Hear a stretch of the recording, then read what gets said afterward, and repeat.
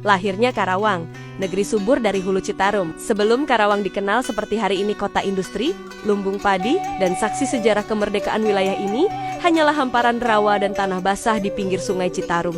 Tapi dari tanah berlumpur itu, tumbuh peradaban, lahir kisah, lahir kehidupan, dan akhirnya lahirlah Karawang. Asal mula tanah subur. Zaman dahulu kala, wilayah Karawang adalah bagian dari daerah yang disebut sebagai Karawaan. Tempat rawa dan air menjadi bagian dari kehidupan. Orang-orang datang karena tanahnya yang gemuk. Mereka membuka ladang, menanam padi, dan membuat pemukiman kecil di sepanjang aliran sungai besar. Sungai Citarum bukan hanya sumber air, tapi juga urat nadi kehidupan. Dari sinilah pengaruh kerajaan besar menyebar ke tanah ini. Kerajaan-kerajaan besar. Tapak awal Karawang.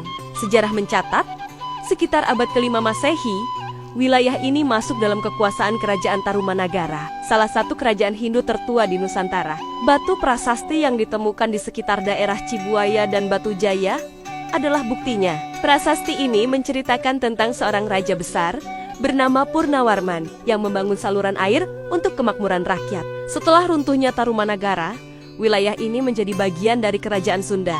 Pada masa itu, Karawang dikenal sebagai daerah pertanian penting.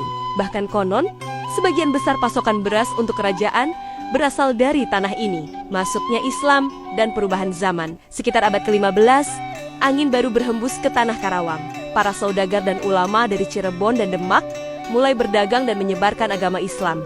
Perlahan tapi pasti, Karawang mulai berubah.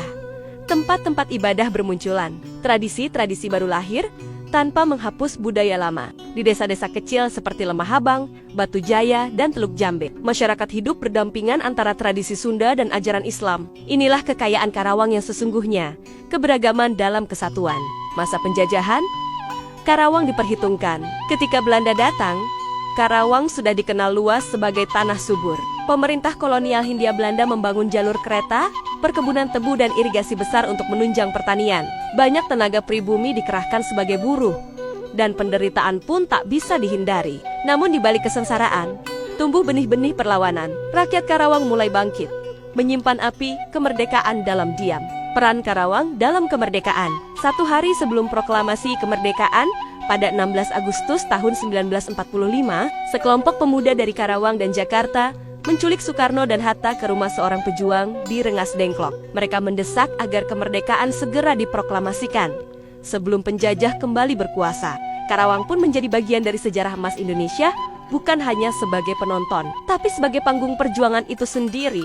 Karawang hari ini. Kini, Karawang adalah tanah yang berbeda. Ia tumbuh sebagai pusat industri, tapi tetap tak melupakan akar pertaniannya. Sawah masih terhampar luas di sebagian daerah. Budaya Sunda masih hidup dalam hati warganya. Musik jaipongan, tradisi sedekah bumi, dan cerita rakyat masih terdengar di setiap kampung. Penutup, tanah yang lahir dari sejarah. Karawang bukan sekadar nama, ia adalah rangkuman dari masa lalu. Tanah yang dilintasi sungai, dicerahkan oleh budaya, dan dibakar semangat kemerdekaan. Dari rawa menjadi lahan, dari lahan menjadi harapan. Itulah Karawang.